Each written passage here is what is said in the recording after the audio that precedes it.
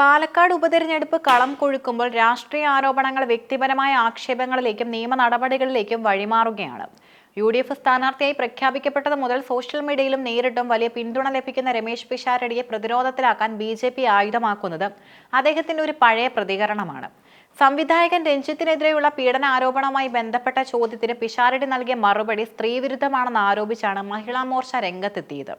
പ്രശസ്ത സംവിധായകൻ രഞ്ജിത്തുമായി ബന്ധപ്പെട്ട് ഉയർന്ന പീഡനക്കേസിനെ കുറിച്ച് മാധ്യമപ്രവർത്തകർ ചോദിച്ചപ്പോൾ രമേശ് പിഷാരടി നടത്തിയ മറുപടിയാണ് വിവാദങ്ങളുടെ കേന്ദ്രബിന്ദു.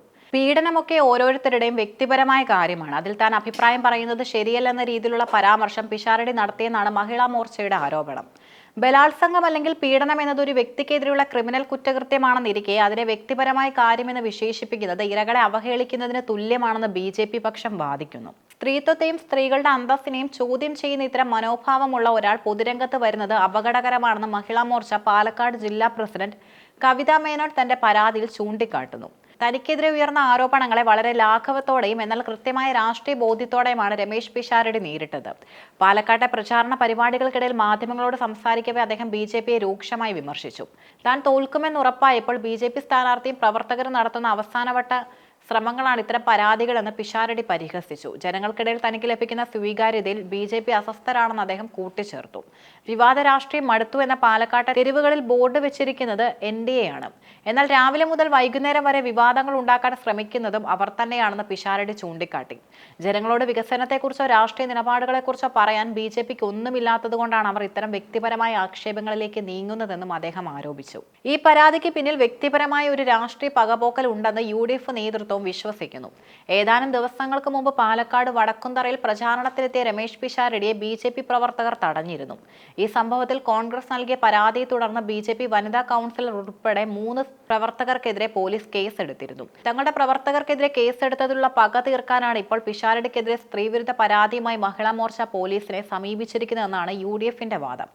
കേസിനെ കേസ് കൊണ്ട് നേരിടുക എന്ന BJPയുടെ തന്ത്രമാണ് ഇതിന് പിന്നിലെന്ന് രാഷ്ട്രീയ നിരീക്ഷകരും കരുതുന്നു. മഹിളാ മോർച്ചയുടെ പരാതിയിൽ പ്രധാനമായും 3 കാര്യങ്ങളാണ് ഉന്നയിക്കുന്നത്. ബലാത്സംഗം പോലുള്ള ഹീനമായ കുറ്റകൃത്യത്തെ വ്യക്തിപരമായ കാര്യമായി ലഘൂകരിക്കുന്നത് സമൂഹത്തിന് തെറ്റായ സന്ദേശം നൽകുന്നു. ഇരയാക്കപ്പെട്ട സ്ത്രീകളുടെ മനോവിഷമത്തെ പിഷാരടി മാനിക്കുന്നില്ല. ഇത്തരമൊരു നിലപാടുള്ള വ്യക്തി നിയമസഭയിലേക്ക് പോകാൻ യോഗ്യനല്ല. ജില്ലാ പോലീസ് മേധാവിക്ക് നൽകിയ പരാതിയിൽ പിഷാരടിക്കെതിരെ മാതൃകാപരമായ നടപടി സ്വീകരിക്കണമെന്ന് അവർ ആവശ്യപ്പെടുന്നു. പ്രചരണ രംഗത്ത് പിഷാരടിക്ക് ലഭിക്കുന്ന ക്ലീൻ ഇമേജ് തകർക്കുക എന്നതാണ് BJPയുടെ ലക്ഷ്യമെന്നും വ്യക്തം. രമേശ് പിഷാരടി വെറും ഒരു സ്ഥാനാർത്ഥിയല്ല, മറിച്ച് കേരളത്തിലുടനീളം സ്വീകാര്യതയുള്ള ഒരു സെലിബ്രിറ്റിയാണ്. അദ്ദേഹത്തിന്റെ സ്ഥാനാർത്ഥിത്വം പാലക്കാട്ടെ നിഷ്പക്ഷ വോട്ടർമാരെ സ്വാധീനിക്കാൻ സാധ്യതയുണ്ടെന്ന് മുന്നണികൾക്കറിയാം. പിഷാരടിയുടെ പ്രസംഗങ്ങളിലെ നർമ്മവും രാഷ്ട്രീയം യുവാക്കൾക്കിടയിൽ തരംഗമാകുന്നുണ്ട്.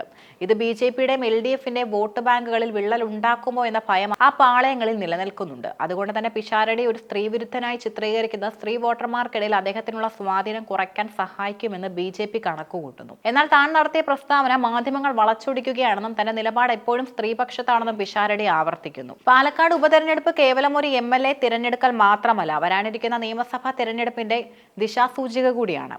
രമേശ് പിഷാരടി നേരിടുന്ന ഈ ആരോപണം അദ്ദേഹത്തിന്റെ രാഷ്ട്രീയ ഭാവിയിൽ നിർണായകമാകും. BJPയുടെ വിവാദ ബോർഡുകളെയും മഹിളാ മോർച്ചയുടെ പരാതികളെയും അതിജീവിച്ച പിഷാരടിക്ക് ജനവിധി അനുകൂലമാക്കാൻ സാധിക്കുമോ എന്നാണ് കേരളം നോക്കുന്നത്. വിവാദങ്ങൾക്കപ്പുറം പാലക്കാട്ടെ വികസന മുരടിപ്പും രാഷ്ട്രീയ സാഹചര്യങ്ങളും ചർച്ചയാക്കണമെന്നാണ് വോട്ടർമാർ ആഗ്രഹിക്കുന്നത്. എന്നാൽ മുന്നണികൾ വ്യക്തിപരമായ ആക്ഷേപങ്ങളിലേക്ക് നീങ്ങുന്നത് തെരഞ്ഞെടുപ്പിന്റെ നിലവാരം തകർക്കുന്നു എന്ന വിമർശനവും ഉയരുന്നുണ്ട്. രമേശ് പിഷാരടിയെ സംബന്ധിച്ചിടത്തോളം ഈ പരാതി അദ്ദേഹത്തിന്റെ രാഷ്ട്രീയ പക്വത പരിശോധിക്കപ്പെടുന്ന ഒന്നാണ്. വിവാദങ്ങളെ ഭയക്കാതെ മുന്നോട്ട് പോകുന്ന അദ്ദേഹത്തിന്റെ നിലപാട് UDF പ്രവർത്തകർക്ക് ആത്മവിശ്വാസം നൽകുന്നു. അതേസമയം BJP ഉന്നയിക്കുന്ന സ്ത്രീ സുരക്ഷാ വിഷയങ്ങൾ വോട്ടർമാർ എങ്ങനെ സ്വീകരിക്കുമെന്നത് വോട്ടെണ്ണൽ ദിനത്തിൽ മാത്രമേ വ്യക്തമാകൂ. പാലക്കാട്ടെ തെരുവുകളിൽ ഇപ്പോൾ മുഴങ്ങുന്നത് വികസന മുദ്രാവാക്യങ്ങളല്ല, മറിച്ച് പരാതികളുടെയും പരിഹാസങ്ങളുടെയും രാഷ്ട്രീയമാണ്.